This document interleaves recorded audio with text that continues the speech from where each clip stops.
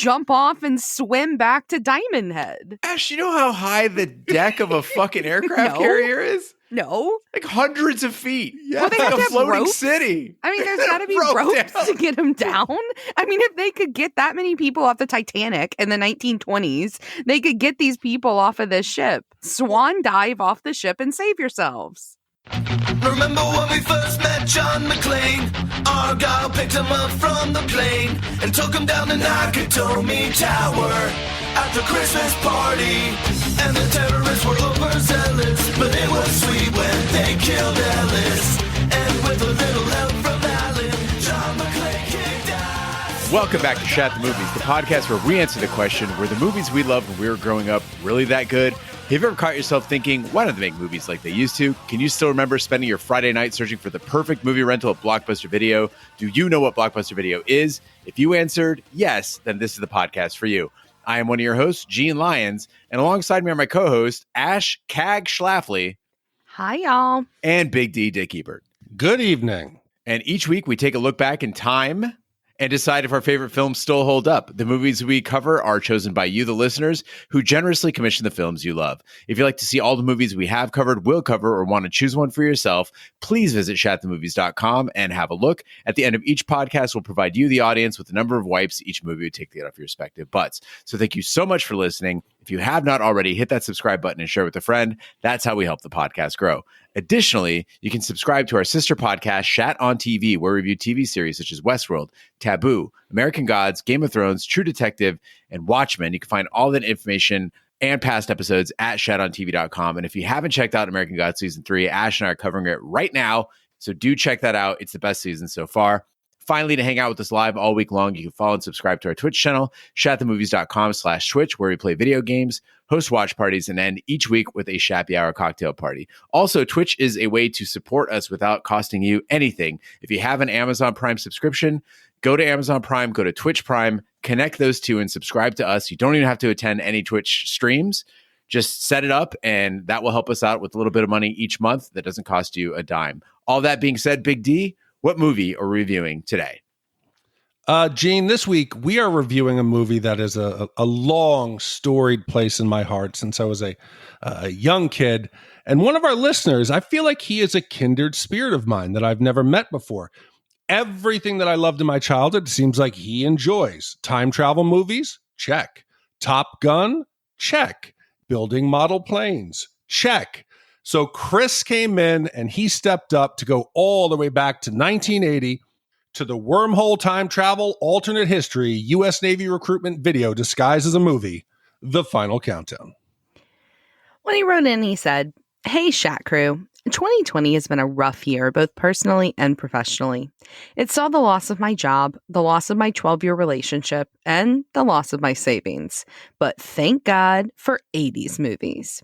During the pandemic, I forced my kids to rewatch a ton of 80s and 90s movies. I also used your Shat score and listing to help pick out the best ones to watch. Not surprisingly, my 22-year-old son loved The Final Countdown.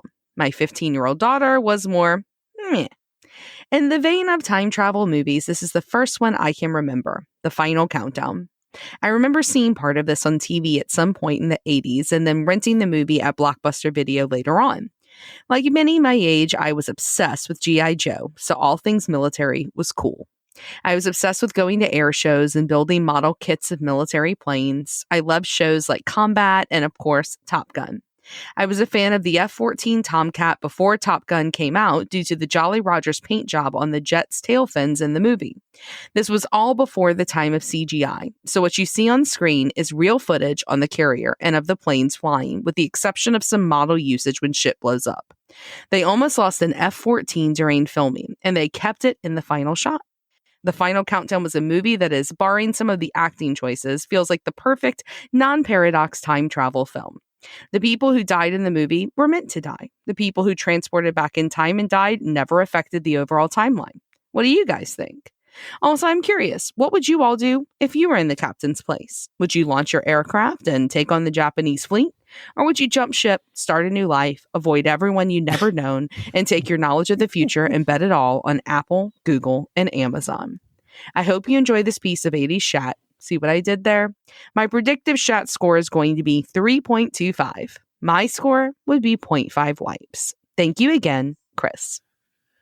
Ash, I feel like there is going to be, just as a preview to the pod, a divide here between like that we rarely have, which is like a man-woman divide here. Because as Big D is mentioning all the things that he and Chris in his secret society enjoy, I'm like, yeah, all of us like that. Like, I don't know if you were into those things, Ash, too, but I'm pretty sure that was just like American childhood. It's model planes, G.I. Joe, time travel movies. I remember, Gene, you were telling the story about, I think it was you and your cousins, and you would put the kitchen chairs back to back when you were playing Top Gun, the video game on Nintendo, and you had to have a co-pilot, and he was the next up to play when you crashed.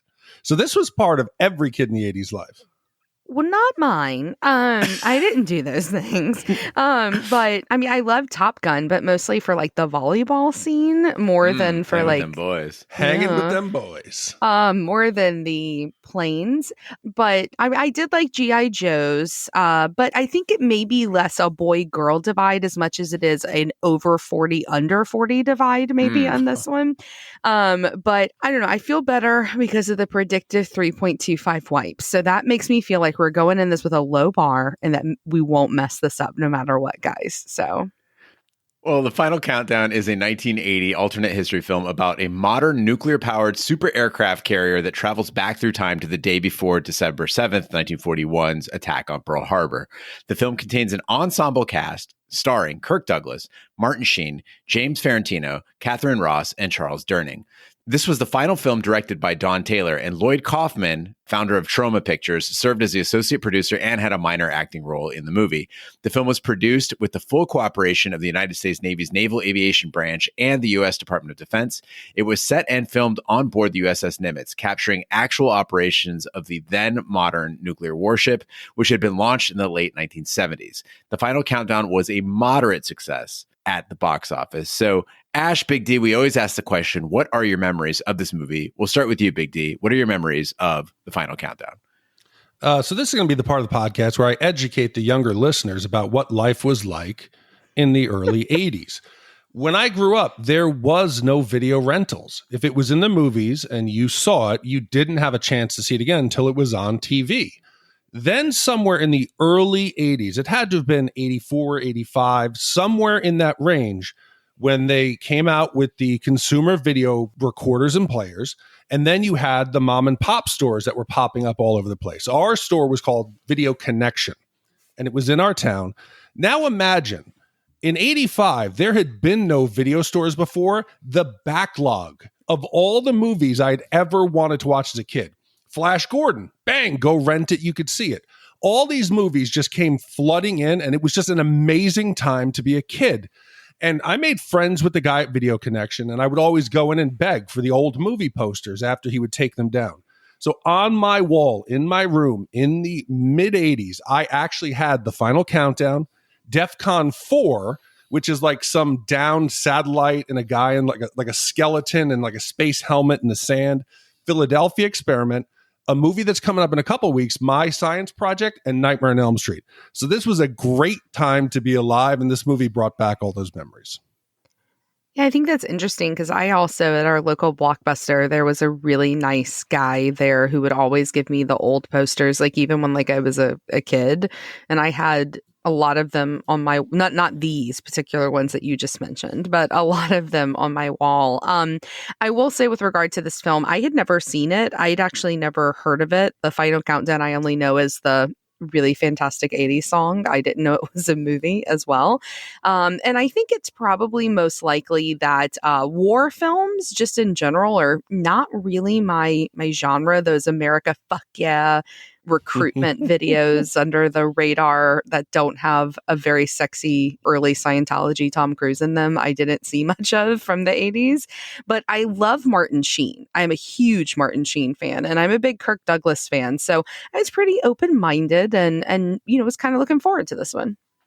Did you guys, like, I don't know if this is just a poor kid thing. So Ash, I don't know if you can relate to this at all, but no, you can't. we didn't have a VCR for a really long time, but I would watch a lot of movies late night on like the UHF stations, right? And so this movie made me really nostalgic because we had channel 45 here in Arizona. And this was back in like the 80s. We had like five, I think it was like 5 channels. There was channel 3, channel 10, channel 12, channel 15, channel 45. That was it. And I think there was like a Spanish channel, like 33 or something like that. But this was on all the time on 45. And it made me so nostalgic watching it because back then I would love to watch movies because there were no options. Mm-hmm. Like now everything is so niche. I was just looking the other day, I went to watch Judas and the Black Messiah, and there were like a million movies on HBO Max I've never heard of, and every one is for a niche audience. And I was like, fuck. I just remember when this movie was on and I'd seen it easily 6 or 7 times. And I'm like, oh, fuck, Final Countdown, cool. And I would just lie down on my bed and watch it again. Yeah, there is something that's lost today with the on-demand. We see it with television series that we do. If it's on demand, there's no central viewing. People don't have a communal effort in like watching the show and sharing it together. I can remember being as a kid when Flash Gordon was going to be on Channel 9. A half an hour before it went on, we all said, Flash Gordon! Yes. And we all ran home. Your life revolved around when it was going to be shown, and there was an excitement to it. Something that I think is lost with all the on-demand. On that happy note, Big D, roll the trailer. You are on board the USS Nimitz, the most advanced nuclear supership in the American arsenal, carrying a complement of 102 aircraft and 6,000 men. The Nimitz is on routine duty, guarding the waters of the South Pacific. That Corsair is in real trouble. Stand by to ring the bell. But within minutes, a bizarre, unexplainable phenomenon of nature will transport the Nimitz 40 years back in time. Back to the day of infamy. Back to the Japanese attack on Pearl Harbor. My gosh, look at that.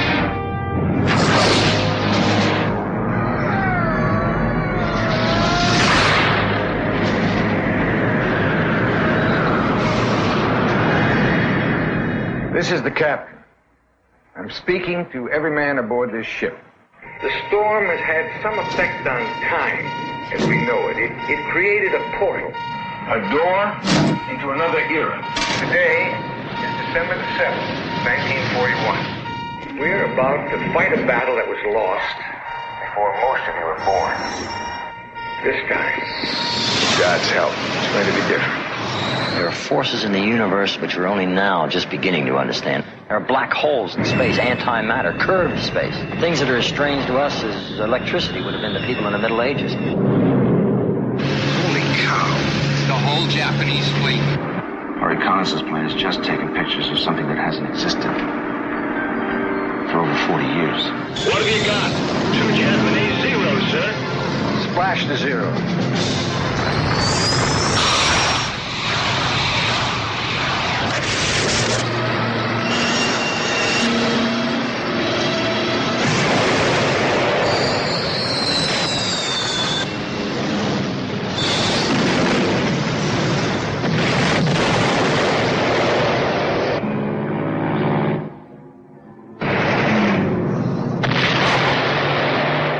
What's happening here? Who are you people? Oh, don't shoot! Back off! Why don't you tell him what's going on here, Commander? You're an expert on what's going to happen tomorrow. Why don't you tell him about it, for God's sakes? Go on, tell him. We got nothing to lose.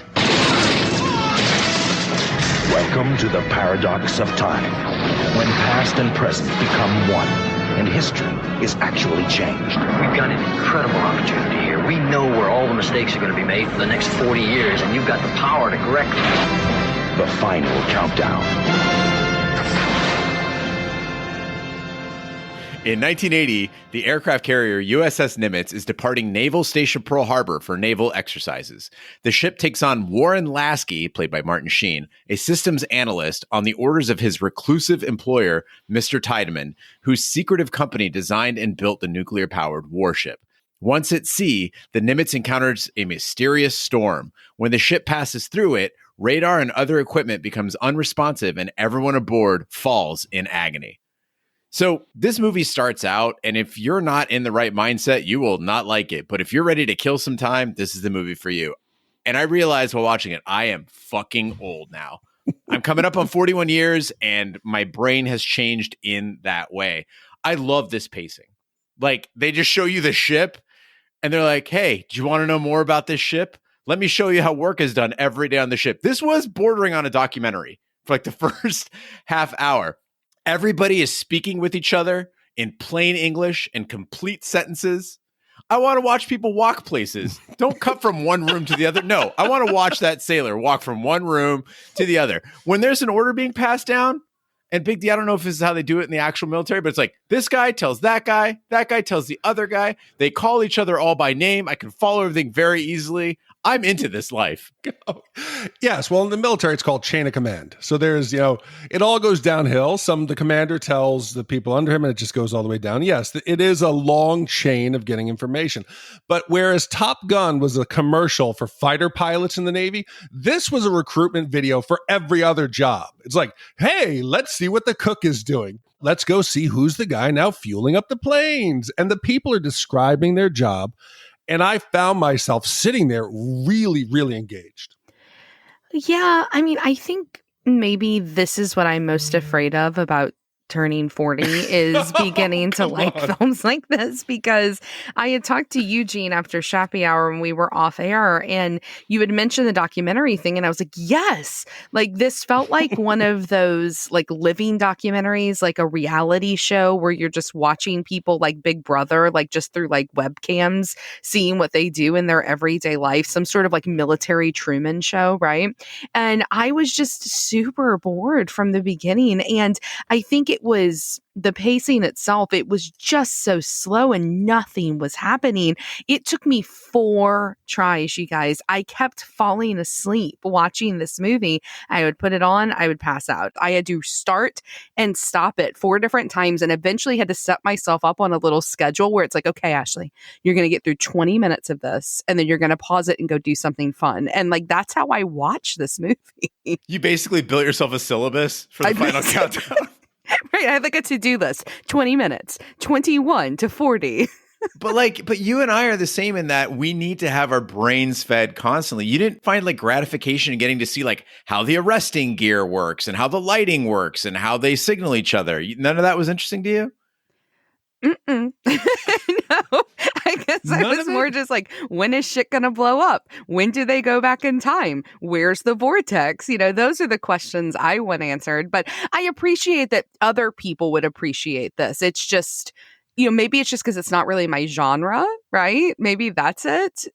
It just reminds me like when I talk to my mom about like hip hop. She's like, yeah, I mean, I understand why other people would like it. So Big D, in the Army, as I understand it, and in the Air Force, they're pretty tight on regulations as far as like your appearance goes, right? Like, so we weren't allowed to have beards in Air Force Junior ROTC. You had to keep your uniform pretty clean. These guys look like inmates on this ship. Is that what it was like in the Army, or is this just a Navy thing? No, I think personally it's the jeans, like the look of a Navy sailor. It's easy to make that into hippie because you got the mustaches that go past the edge of the mouth. And I think that this time in the 80s, there was a whole bunch of drug scandals within the Navy. I'm just throwing this out there. So I don't think they were the most disciplined at this point. Suddenly Shipwreck from G.I. Joe makes a lot of sense to me. I'm like, oh, okay. This was actually accurate. He wasn't a cartoon. Shipwreck was basically based on every Navy sailor. Yeah, exactly. Well, unsure of what has happened to them and having lost radio contact with the U.S. Pacific Fleet Command, the carrier's Captain Yelland, played by Kirk Douglas, fears that there may have been a nuclear strike on Hawaii. He orders general quarters and launches an RF-8 Crusader reconnaissance aircraft. The aircraft returns images that appear to date from 1941, showing an intact row of U.S. Pacific Fleet battleships, a sight which has not existed for 4 decades. So this is our second movie in as many weeks that has a nuclear potential attack or an actual nuclear attack where people are just not that concerned about it. So we had True Lies last week where Arnold's, making out with the mushroom cloud behind him. And then this week, Kirk Douglas is just kind of like, it may have been a nuclear strike and that's why we can't get in touch with anybody. Just like ordering his coffee in the morning. Like it was not, he didn't have a whole lot of concern there. And I get it. He's military. He's supposed to be cool under pressure. But not only is he really calm about that, he's also pretty calm about the whole like we just drove through a blue vortex and had searing pain in our head and now we can't get in touch with anyone. Like, they're unreasonably calm, right? Well, I mean, you got to think, what are the other alternatives? As the captain of a ship, you have to always be thinking about war as a possibility. And I think this is where the movie goes kind of wrong. They give us it's a natural, occurrence. It just happens. I think they missed an opportunity to make this some kind of military experiment. Make this like the Philadelphia experiment, something that possibly someone has triggered to cause it, but at no point do they even take that into account. So it's kind of weird, but hell, what else is going to cause this big blue circle and a nuclear bomb? What could it be? Another dimension. Like, they've clearly never watched Buffy or any sci-fi show ever, because the last thing I'm going to think is nuclear attack. Yes. I'm going to be going, oh my God, we're in a hell dimension. Like, that's going to be where my brain goes. There should have been some nerdy like crewmate who goes, no, this is like, you're like, what was it? McFly's father in Back to the Future, who pulls out the comic and says, look, it's men from space. There should have been somebody who said, this is a fucking experiment. We're going through a wormhole. Yeah, someone like Lasky, maybe? Like have him be a physicist instead and be like, oh shit, this has a temporal disturbance that mimics theoretically what we would think would be some sort of... Anyway, but it wouldn't have mattered because Yellen doesn't seem to even give a shit about sailing directly into a vortex. The whole time they're moving toward this swirling storm, I'm like, stop sailing toward the vortex. But to calm myself down, I exhausted all the possibilities. I said, why do they not stop sailing toward the vortex? And it turns out that an aircraft carrier needs like 3 miles at least to turn around. And even if it wasn't going to turn around, just to stop and figure shit out, it needs like a mile to do that. So it makes sense that they wouldn't be able to avoid sailing toward the thing because they just didn't have the capability. But it still doesn't explain like how the fuck the pilot survived all of that, because they were in the air. Yeah, it's odd. And Gene, I did pick up on that as well, but there's a throwaway line that I researched that when you're landing or taking off, the aircraft carrier has to be either facing into the wind or opposite the wind, because there's no other way for the pilots to land.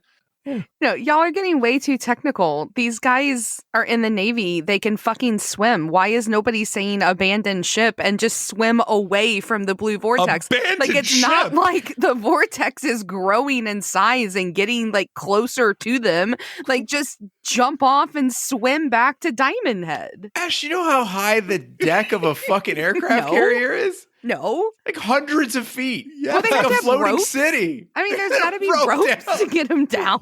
I mean, if they could get that many people off the Titanic in the 1920s, they could get these people off of this ship. Swan dive off the ship and save yourselves. What are they going to outswim the blue vortex? It's not coming toward them. The blue vortex is static. I don't know about that. I don't think that's clearly defined. Also, an aircraft carrier is like 65% bigger than the Titanic.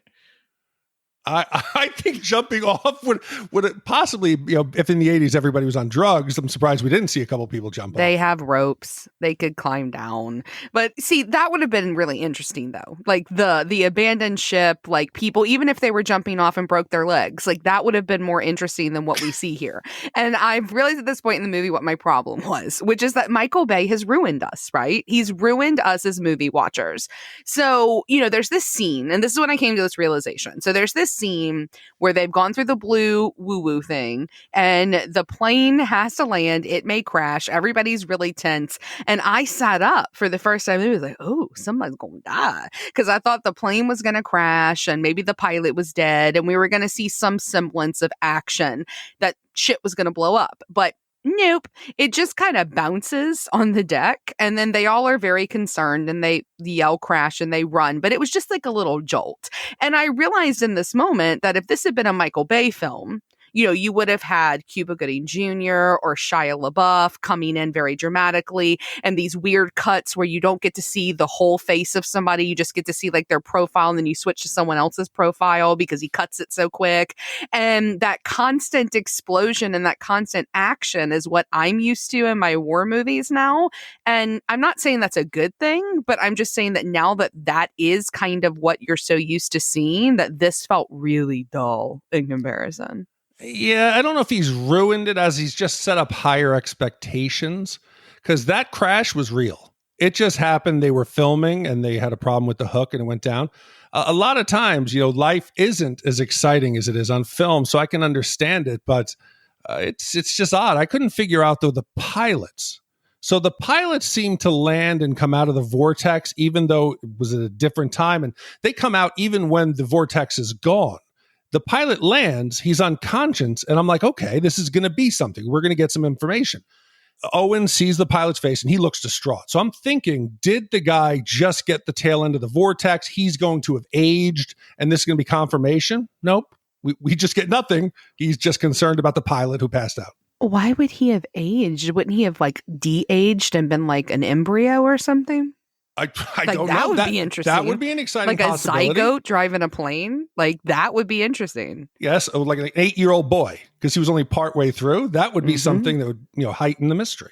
Oh my God, this movie would have been incredible if it was like Benjamin Button, but on an aircraft carrier. So everybody was just turning into children.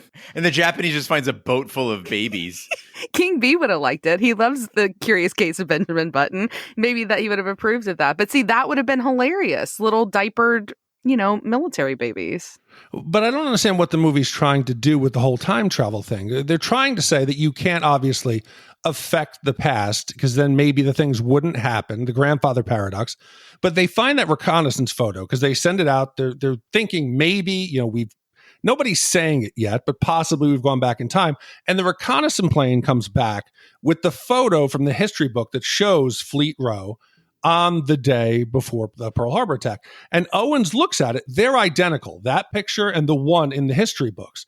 So are they telling us that actually Owens somehow had the photo and it got entered into the historical record? So we've always had this photo from the time traveling ship?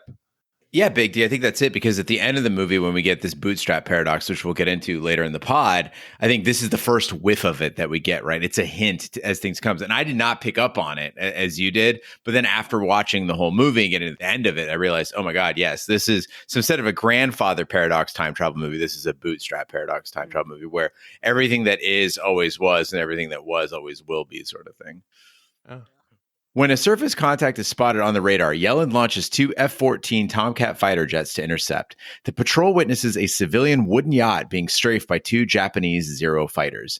The F-14s are ordered to drive off the Zeros without firing, but later cleared to shoot them down. The Nimitz rescues survivors from the yacht. Prominent U.S. Senator Samuel Chapman, his aide Laurel Scott, her dog Charlie, and one of the Zero pilots. Commander Owens, played by James Ferrantino, an amateur historian, recognizes Chapman as a politician who could have been Franklin D. Roosevelt's running mate had Chapman not disappeared shortly before the attack on Pearl Harbor on December 7th, 1941. So guys, I understand that these F-14 Tomcats that are launched off of the Nimitz are vastly superior to the Zeros, right? And so they don't want to start an international incident. They're still trying to figure out what the hell is going on. For all they know, these are just like hobbyist pilots that are, I don't know, flying around in vintage aircraft for some sort of an air show.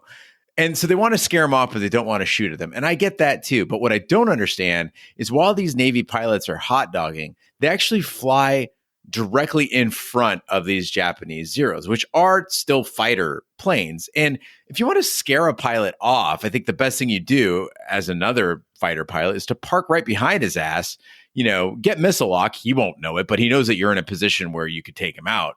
These Zeros still have guns. I don't understand why these pilots are flying right in front of them. Seems really reckless to me.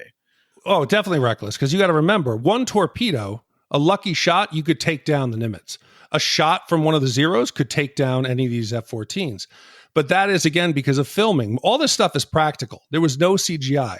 And they had a difficult time because it's like trying to get, let's say, a Mazda Miata and a Ferrari in a chase. How do you get those two different vehicles in the frame at the same time? And Chris, in his letter, mentioned how there was almost a near accident where they lost one of the F-14s. That is this scene. The Zero is diving, and the F-14 goes really close to the water and just actually pulls it up. So the fact that they almost lost an F-14, because they're flying at almost stall speed just to get them in the frame, I think it's amazing, the fight scenes for what they did. We're talking about history here and time travel. And what I want to understand is it's 1980 when this movie happens. And they go back to 1941 and they need to rely on a historian to explain shit to them. Like, that's only 39 years ago. That would be like the three of us having a hard time understanding 1982. Like, I guarantee you, if you took me, Ash, and Big D and you dropped us in 1982, we'd look around and go, shit, man, this sure looks a lot like 1982. Kirk Douglas was 25 fucking years old in 1941. So yelling, going back to 1941, be like, God, I remember hearing this on the radio. Gee, I recognize these people from back in 1941. It's not like he was a baby. He was 25 years old. I don't understand why he wouldn't be right at home. And I'm starting to wonder if we're the Commander Owens of podcasts. Yeah, I have to say that this is kind of what I think made this movie very difficult for me to relate to and like enjoy in parts is there's all these cultural references, like these little, oh, aha moments to make them realize that they're back in the 1940s. And when we think about that, so the movie's in 1980, so the 40s were 40 years before that. It's been another 40 years since 1980. And so now we're looking at 80 years since these cultural references were a thing. And I just don't think it's as interesting when you don't get the references. And maybe y'all, I felt like super lacking in historical knowledge about this time period because I know all about World War II. I know all about the German campaign. I know nothing about the Pacific Front. Right? Nothing about it. And so I felt really kind of dumb for the first time when watching one of these movies because I just was not getting why this was cool. Well, but I mean, I think it's they were in a difficult situation. In Back to the Future, you could show the guys coming out, running and changing the, washing the windows and changing the gas, and you could see the malt shop, and you could see that, hey, we're back in time. Here, they're stuck to the radio, so they have to listen to these old time broadcasts. And you had said you have some problem with the time travel movies and the explanation of it. The only movie that tries to explain time travel correctly is Primer. And it is a movie that will leave you with a headache. You have to watch a full documentary after it to explain what you were watching. So they chose to go the other route and to have fun with it. So we're going to just go with it, where you just say, suspend your disbelief. Let's have fun. We're going back in time. And I think that this movie tries to ride that line. They could have had it more interesting if Lasky, like we had said, instead of an optimization specialist, he became someone who was a scientist. And then he could have started saying, what are the possible damage that we've done? What have we already done? What would happen if we do sink the fleet and go back? And maybe Germany wasn't defeated because we didn't enter the war. I even think that they should have been making the argument that they have to kill Senator Chapman. If he survives, history will be changed no matter what. And I would have been condoning it if I was Lasky. And I would have liked to see the movie take a little more serious tone. Yeah, honestly, this is, to me, the wasted potential for a wonderful horror movie, right? Like, this movie could have been amazing if history just wouldn't allow itself to be rewritten. It'd kind of be like Final Destination, right? Yeah. So everything the Nimitz crew does fails because it can't happen, and they don't realize it until they're sinking. Like, right? Like, imagine those F-14s, like, yeah, we're gonna just buzz these guys and freak them out, and they get shot down. And everyone's like, holy shit, that just happened, you know? Exactly. And then you flash forward to 1980, and they just find the wreckage of the Nimitz at the bottom of the Pacific, and they think the storm did it. You see a diving crew, like, we found it. They must have gone down in the storm, and no one ever knew that they actually went back to 1941 and died. Yeah, and then they can't understand why there's a Japanese POW dead in the wreckage. Right. No, I mean, Japanese bones. That's so much more interesting than anything in this movie. Like, it's very Ghost Ship, like Juliana Margulies' Ghost Ship. I would have much preferred that. And I think that would have been a really interesting take on a time travel movie, because most time travel movies, they figure out that workaround, they figure out the little thing that's going to allow them to do it. And it would have been really great if it was all, for not like a super nihilistic way to approach time travel. I think would have been really fun. Well, when a Grumman E-2 Hawkeye scouting craft discovers the Japanese fleet task force poised to launch its attack on Pearl Harbor, the Nimitz crew realize they've been transported back in time to the day before the attack. The American civilians and the Zero pilot are kept isolated, but the Japanese pilot steals a rifle, kills 2 Marine guards, and takes Laurel, Owens, and Lasky hostage. When Commander Owens recites the secret plans for the Japanese attack, the Japanese pilot lowers his guard and is shot by Marines. Laurel and Owens develop an attraction for each other. So often when we do these movies, it'll spike in interest in a topic depending on what the movie is. And this one just got me down a gigantic rabbit hole into 1940s, like HD. What they colorized the movies that they had from World War II. After watching this, I mean, I started out with HD's most important moments in World War II. I went on to colorized history on Discovery. But this rabbit hole got me every situation where we had the Blitzkrieg. I'm like, oh, let's get a squadron of M1 Abrams tanks out there. What would it be like? There were so many ways they could have done this movie. And I wish that we had gotten to see what it would have been like for the two technologies to interact. You know, Big D, you were talking about the pilots flying through the vortex and aging prematurely. I think the reason you threw out your back this week is you were watching so much World War II in HD that it advanced aged you. You are now truly 80 years old. Yes. Just watching these. Do you now have a little hat with like your, like your veteran cap with like a gold braided liner?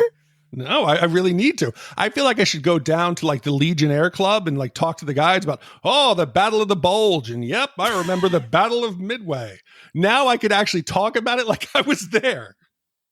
Yeah, I mean, I remember the first time I was in Hawaii and we went and visited Pearl Harbor when we were on Oahu. And like, I was shocked at how large of an area it was that was attacked, because a lot of the places I visited when I was in Europe, like the World War II sites there, you can't really get a scale of how impactful it was. You know, like when you go to the Normandy beaches, they look like beaches today, right? Like, I mean, it must have been absolutely horrendous, but you can't really imagine what it looked like other than seeing the pillboxes. But the memorial they have for the USS Arizona there, you get to see kind of just the gravity of how large of an area was affected that day and how terrifying that must have been for the people on the island to have these planes coming out of nowhere and attacking them. And so I do think it would have been a bit of like, I don't know, a little bit of like Quentin Tarantino mindfuck, like Inglourious Bastards, where, you got to see the Nazis lose. It would have been kind of neat to get to see a little bit of the revenge kill there for the Japanese. I think that was a missed opportunity.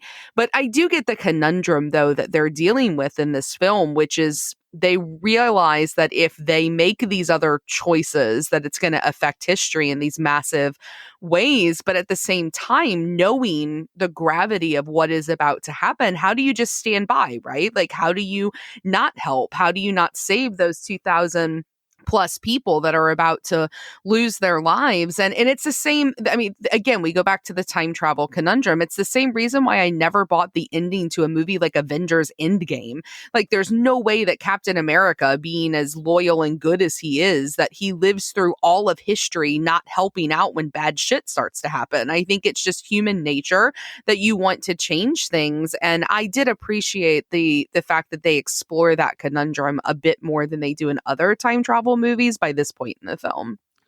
But even though I said that we wanted to have the characters talking about potential outcomes, I do respect the course that the movie took. The captain, as a leader of a military unit or people in the military, you have to take the mindset of mission over personal safety. He boils it down to the basics of it. He says, I'm not going to get into the debate of changing the future. He says, we are a U.S. aircraft carrier. It's our job to protect the country now, in the future, or in the past. So boiling it down to that, even though I know it would have been the wrong decision, I can understand why the captain chooses it. Well, Senator Chapman demands to be taken to Pearl Harbor. Yelland instead orders Owens to helicopter the civilians to an isolated island, assuming they'll eventually be rescued. Chapman tries to force the pilot of the helicopter to fly to Pearl Harbor instead, but his flare gun causes an explosion that kills everyone on board, stranding Laurel and Owens on the island. The Nimitz launches a massive strike force against the incoming Japanese forces, but the time storm returns. Yelland recalls the strike force, and the ship and its aircraft safely return to 1981. Lasky leaves the ship with Laurel's dog Charlie and encounters the mysterious Mr. Tiedemann face to face. Tiedemann is revealed to be a much older Owens, along with his wife, Laurel. So in the island scene, we see that Owens is supposed to drop off Senator Chapman and Laurel on the island. They're supposed to kind of be isolated there until this battle is all over, and hopefully they'll be discovered, by other U.S. forces or picked up after the battle is over. And instead, the senator decides to try to hijack the helicopter using a flare gun. He fires it up, it hits the rotors, and the whole damn thing explodes. I was shocked. I mean, I gasped. I did not expect that helicopter to go down from a flare gun. So I asked listener Patrick D if I could shoot down a Sea King with a flare gun. That's the helicopter they're in. He said no. At most, a flare gun is going to do minor damage to the rotor blade, but it would still be able to operate. And most likely, it would actually just go up through the blades and just get kind of catapulted out of there. There's no way this would be happening. And, Ash, you wanted something crazy Michael Bay to happen. I think this is about as close as we're going to get. But I would have loved to see a scene of like somebody finding the wreckage of the Sea King. Let them maybe a Zero get shot down and the Japanese find this wreckage of a modern helicopter, and that would somehow change history too. So many different ways they could have gone.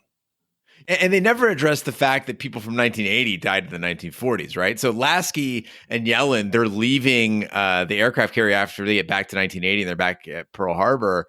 And they're like chuckle fucking about. They're like, oh, Owens, like, where the fuck is he? They don't even talk about the sailors, the Marines, and the naval airmen that were killed, either by the Japanese pilot or by Senator Chapman. Like, this commander of an aircraft lost service members, like lost men of his crew. And he's just like, oh, Owens. But yeah, Owens was the one who was against doing anything to change the future. He was the one who was saying we can't do it, but yet he does it. He's obviously made all of his money because we see him. He's this elusive character who has somehow had a hand in designing the Nimitz and probably a lot of other military hardware. He has profited off of his knowledge. So the whole time we're worried about changing the future, it's obvious that Owens has done it. Like Hot Tub Time Machine, when they come back and there's Lugal instead of Google, that's what Owens has done. I also want to see what the hell did he change? What did Owens do that fucked up the future to, or maybe where we are today isn't where we would have been or should have been without Owens fucking around in the past? Yeah, and that brings us back to that bootstrap paradox. That's what we saw in Time Rider, right? So in Time Rider, what is he? His own great-grandfather or something like that? Yes, something fucking incestuous and weird like that. We know it from the necklace. Yes. Well, Owens is a historian who served on the Nimitz. Then he went back in time on the Nimitz. Then he went to the island with Laurel. Then he came up through normal time progression and designed the Nimitz. Then he made sure that the Nimitz ended up in the time storm that took him to the island so that he could go back in time and design the Nimitz. So that bootstrap paradox, it seems goofy, but I mean, it is a way of explaining time travel, right? Which is like everything that happens already happened. So if you went back in time today, you always went back in time. That's how it occurred. And it's not necessarily something that's impossible. It could exist. Yeah, the whole idea would be, of course, that he wouldn't fuck anything up because he had already been there to begin with. So, but this movie is so 80s because they don't change the future. If this was today, you would get the twist ending where they would come back into port and all the signs would be in German. It would be something like that. One last final nugget before the screen goes to black to let you know that they had Planet of the changed Apes things. type? Yeah. Like, yes, bastard! Or what does he yell at the Statue of Liberty? God damn you all to hell! Yes, a moment like that. Something like that would happen today. And now is the time where we give you our wipe score for the final countdown. The wipe score is our way of telling you how many wipes a movie would take to get off your respective butts. 0 wipes is a perfect movie. It is a clean whistle blow on the deck of the USS Nimitz, letting you know that all is well, or possibly general quarters. And 5 wipes is an absolute disaster. It is disgusting. It is the beard of a sailor after 3 months out at sea aboard the Nimitz, and actually 40 years out at sea as well. Ash, we'll start with you. What is your wipe score for the final countdown? So this isn't necessarily a bad movie, right? Like, it isn't bad. It's just boring. Not a whole lot happens. The pacing I found really frustrating.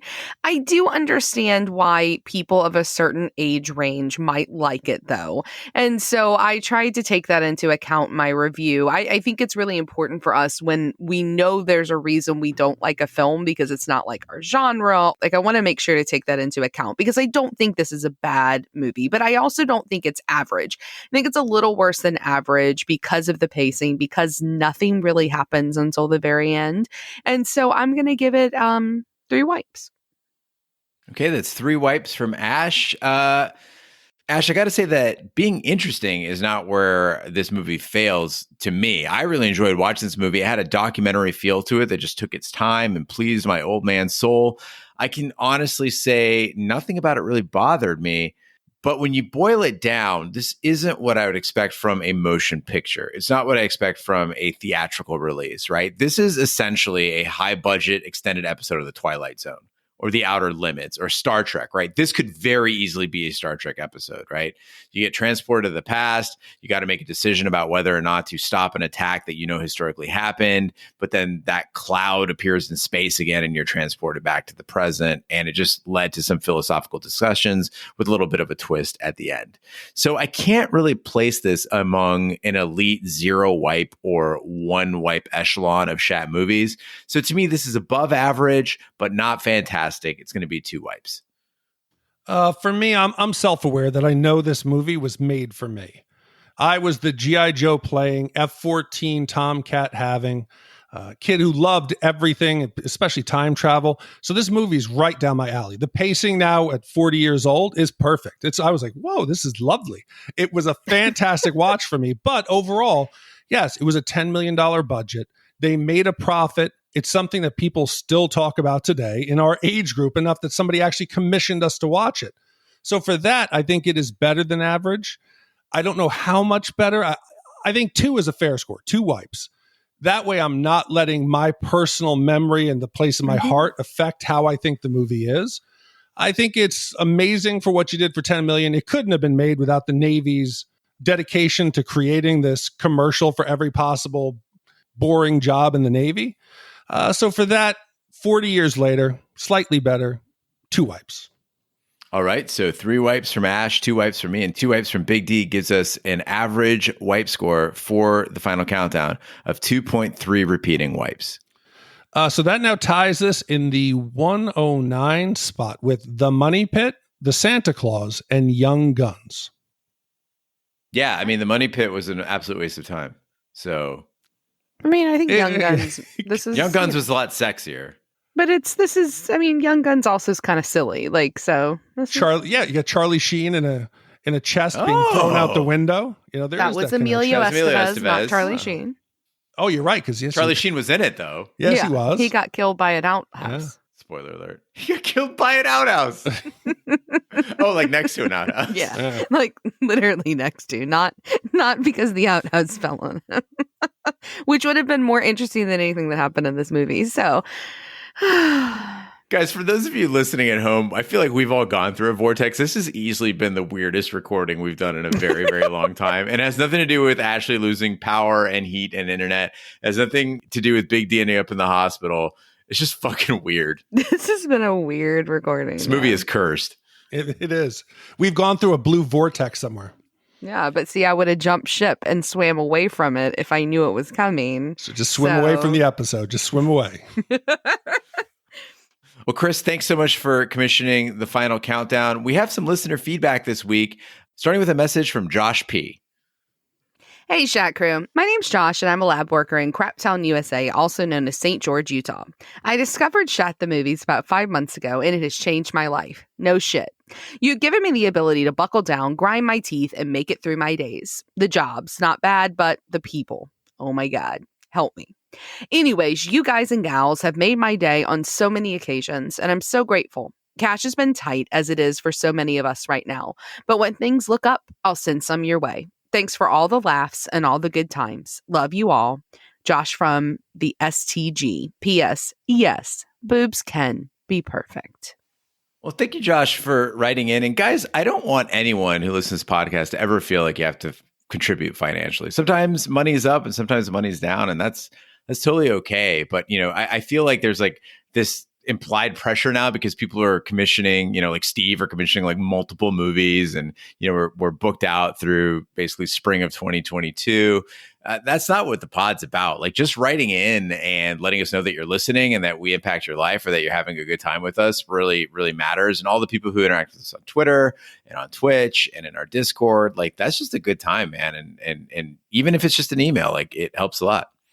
Yeah, totally agree, Gene. I think the emails are wonderful, and there's been times where we've been down or something's happened, and you get an email or a review that'll pick you back up, and you realize why we're doing this.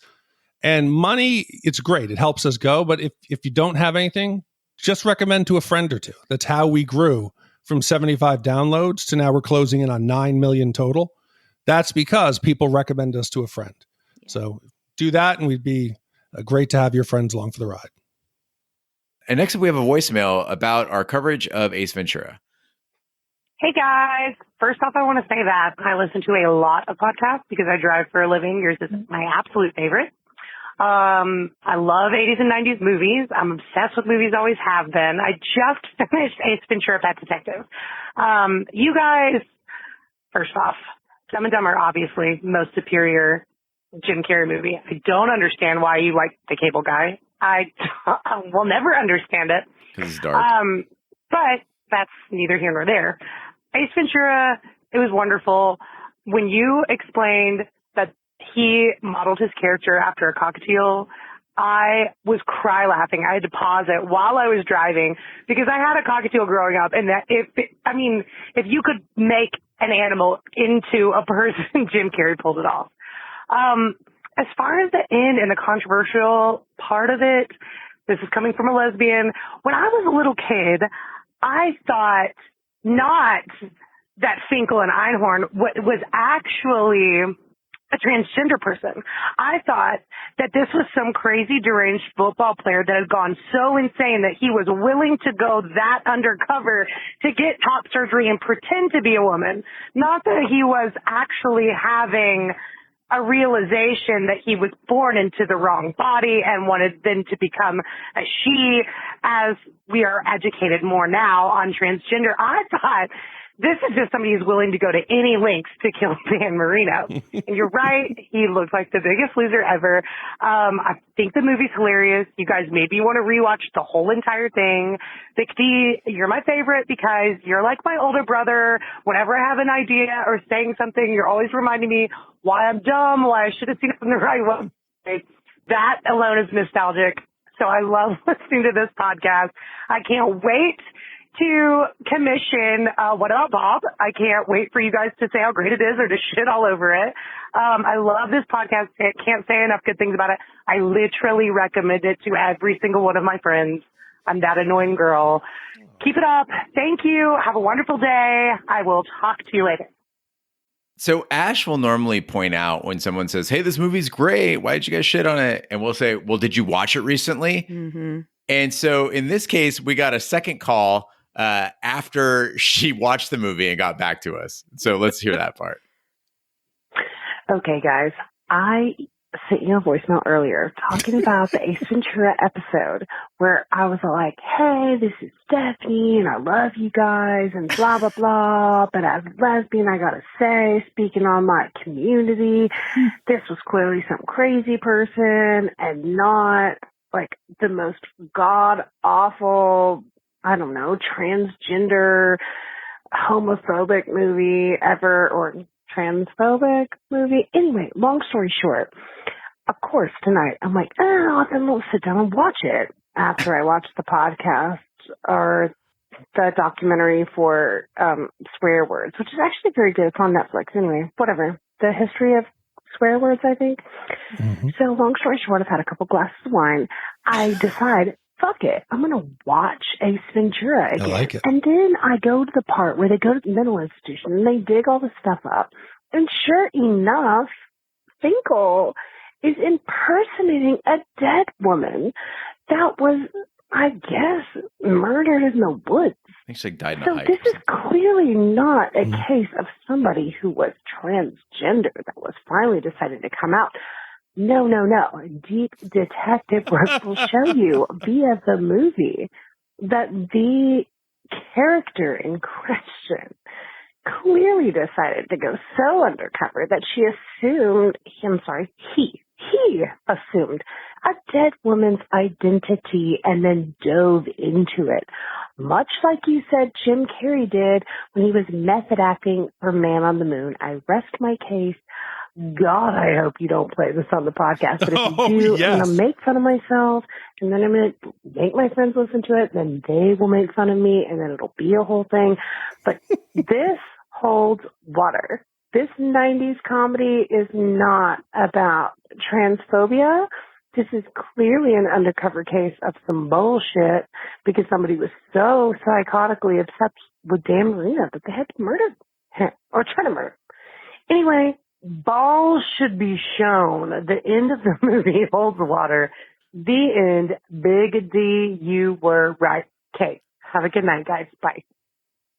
All right. So, Stephanie, I totally hear you on this. I can't say either way whether Einhorn/Finkel is a transgender person because of the fact that I don't know the mental state. But let's assume that it is in fact a cisgendered male who got top surgery just to be undercover to be able to get to Dan Marino, right? That does not negate the fact that the movie still has a transphobic view because they're like, ugh, gross. So regardless of whether the person's trans, that's like when I got called gay and made fun of in high school and college and last week, like that, just because I am not gay does not mean that the person who was calling me that or judging me is not homophobic, right? You can still be homophobic even though the person that you're directing your hatred toward or disgust toward is not a homosexual. And you know what? I got an email from one of our listeners, Randall, who was upset at my take and the constantly saying Einhorn is a man. And I had said it's very difficult when we do the podcast because you're often interweaving your own personal feelings, plot lines, what characters were saying, character motivations. And this movie has just been a minefield.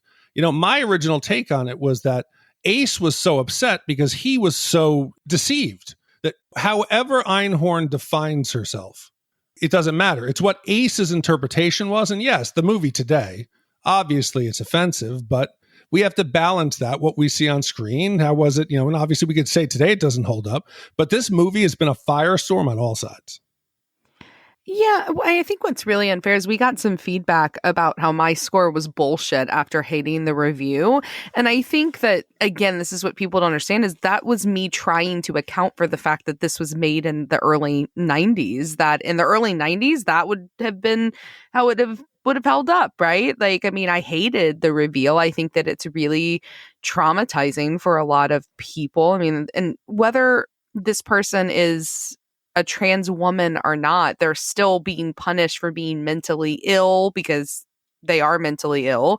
And then they're also being punished for being a man who kissed other men. That in and of itself is homophobic, right? Like there's all this punishment that happens at the end of the movie that's just harmful to people. And I don't know. I don't like the movie anymore just because of the review. So I don't want to deal with Ace Ventura anymore. No, but you know what I said to Randall also was what I enjoy about the podcast the most is that it's a discussion between us as hosts and with the listeners that all have differing opinions. And if we can grow from it and have a conversation that how many times in the last 10 years for me, have I talked about the topic of Ace Ventura and what it meant on a bigger scope? I think I take that I can grow from it. I think I'm much different than when we started the podcast. I hope I look at things differently. And I do appreciate all the feedback we've gotten on. I mean, it's come from across the spectrum. People who said we were too hard, we were too soft, we were too PC, we were offensive. It was across the spectrum. And the fact that we've caused maybe 50 to 100 people to discuss this topic, I think validates the podcast. Well, and it was one of the weird episodes where we all got fuck yous. Fuck you, Gene, for being too woke. Fuck you, Ashley, for giving it the score you did. Fuck you, Big D, for being transphobic, right? Like, I mean, we all got fuck yous, which I think is the sign of a really fucking divisive movie, you guys. So go back and rewatch it. Jim Carrey did better things. And Cable Guy is great. Excellent detective work, Stephanie. Big D, what movie do we have coming up next? So, Gene, next week, one of our longtime listeners, the most devoted Shat supporters, Jen D, commissioned the coming-of-age comedy, which tells the story of Joe, who runs Empire Records, an independent Delaware store that employs a tight-knit group of music-savvy youths. Hearing that the shop is about to be sold to a big chain, slacker employee Lucas gets a chunk of the store's money, hoping to get a big return. When this plan fails, Empire Records falls into serious trouble, and the various other clerks, including lovely Corey and gloomy Deb, must deal with the problem, among many others. Commissioned by Gen D, released in 1995, and this will be an interesting one. Guys, I'm going to have such trouble taking off my nostalgia glasses for this one. Because Three Amigos, right? Like you guys quote it. Like this movie, when I watched it, I literally could have quoted every scene because I saw it so much growing up. So it's going to be really difficult. And it's also going to be really difficult to not sing the many songs from it. God, but what's the last time you think anybody's gone to a record store? I went to a record store about a week ago. Really? What was it? I went to go buy the new vinyl of Beach House for Tom. She needed it to place upon Monsignor's Victrola in the solarium. We only had vinyl in this house. No. The record stores are still around. Well, thank you to all of our commissioners. And on behalf of the Shat team, Ash, Big D, and I would love to wish Stephen and Lisa Godfrey in Sydney, Australia, a happy 5th wedding anniversary. Congratulations, you guys. Thank you for being our great loyal listeners and supporters. Cheers to you both. Yay, congratulations. Congratulations. And that concludes this week's episode of Shat the Movies. Be sure to follow us on social media and share with a friend. We're on Facebook, Twitter, Snapchat, and Instagram at Shat the Movies. You can email us, host@shatthemovies.com. Support the podcast by shopping our Amazon affiliate link, completing a free anonymous survey to help attract advertisers, buying our merch, or by commissioning your own movie. Find all that information by visiting our website at shatthemovies.com. You can also check out our sister podcast, Shat on TV, where we review TV series such as Lovecraft Country, Westworld, True Detective, Taboo, Game of Thrones, Watchmen, and Ash and I are currently doing season 3 of American Gods. Find out information about all those shows at shatontv.com. Finally, wherever fine podcasts be found, including iTunes, Google Play, Stitcher, and YouTube, be sure to subscribe. And if you stop by iTunes, please leave a review that helps the podcast grow. On behalf of my co-hosts, Ash Lafley and Big D Dick Ebert, I'm Gene Lyons. Be sure to join us next week for the following movie. Just let me introduce you to everybody. This is Gina, Roy, Lucas, AJ. The staff of Empire Records had the coolest jobs on earth. Nothing left to sing about this time, it's over. Do you think the story is already written, or do you think a bold and courageous act can change the course of history? Something happened to me last night in Atlantic City. Did you win anything? No, I did not. But Lucas blew it. Everyone knew it. You were to buy Empire? Well, that's a good thing, right? The money is gone. Where's it going to? I think it's recirculating. We're turning us into a music town? I have to pay for what Mr. Brilliant here did. I'm the idiot. You're the screw-up, and we are all losers. Now, 5 friends have one day to decide what to do with the rest of their lives. AJ loves Corey, not the whole story. Today is the day that I'm gonna tell Corey how I feel about her. That I, love her. Yeah. Do you think that it's possible for someone to be in love with someone else and not even know it? In this life, there are nothing but possibilities. That is so sweet. I think I'm gonna barf. Corey wants Rex, first time at sex. Hey, Rex, what happened to your hair? I will offer myself to Rex Manning. I wish I could be brave. You are brave. I have to bring Rex his lunch. I'm bringing Rex's lunch! Mark's raging mad. Best day he's had. Shoplifter! help me, help me, help me. If I was in a band, they would not be doing this to me. Deb shaved her head and made out she was dead. I tried to kill myself with a lady Bic. Just your typical nutty teenager. You did have hair, right? I was tired of being invisible. Gina did it again, this time to a friend. You get smarter the shorter your skirt gets. I want to sing in a band, but I don't have the guts. So is this how your life's gonna be now? You're just gonna screw every has-been? I'm stunning! I get this funny feeling deep inside. Want to know more? Check out the store. Empire Records open until midnight. This is Mark. Midnight!